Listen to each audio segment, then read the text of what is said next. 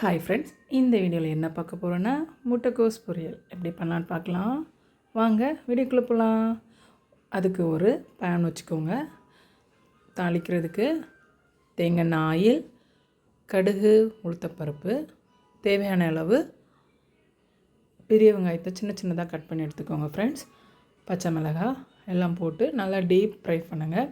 நம்ம எவ்வளோ தூரம் ஃப்ரை பண்ணுறோமோ அவ்வளோ டேஸ்ட்டாக இருக்கும். அதன் பிறகு கேபேஜ் முட்டைக்கோஸை ரொம்ப குட்டி குட்டியாக கட் பண்ணி வச்சுக்கோங்க. ஒரு ஏரியாவில் ஒரு மாதிரி கட் பண்ணுவாங்க.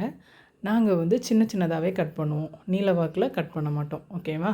சின்ன சின்னதாக கட் பண்ணதை அதில் ஆட் பண்ணி ஒரு சுற்றிக்கோங்க. கரண்டியை வச்சு சுற்றிட்டு தண்ணி எதுவுமே ஆட் பண்ணாதீங்க.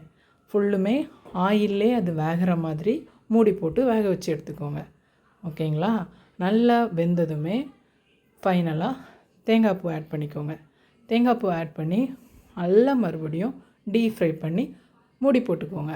ஃபைனலாக சூப்பரான முட்டைக்கோஸ் பொரியல் ரெடி.